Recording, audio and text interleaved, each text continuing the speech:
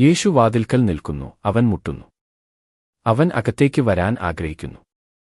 ലോകം മുഴുവൻ നിങ്ങളെ ശ്രദ്ധിക്കാതെ കടന്നുപോകുമ്പോൾ ആർക്കും നിങ്ങളെ നോക്കാൻ സമയമില്ലാത്തവരാണെന്ന് നിങ്ങൾക്കറിയാം.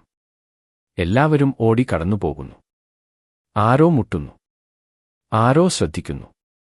ആരോ നിങ്ങളെക്കുറിച്ചു ചിന്തിച്ചു. അത് നമ്മുടെ അനുഗ്രഹീത കർത്താവായ യേശുവാണ്. ആരെങ്കിലും എന്റെ ശബ്ദം കേട്ട് വാതിൽ തുറന്നാൽ ഞാൻ അത് ചെയ്യും.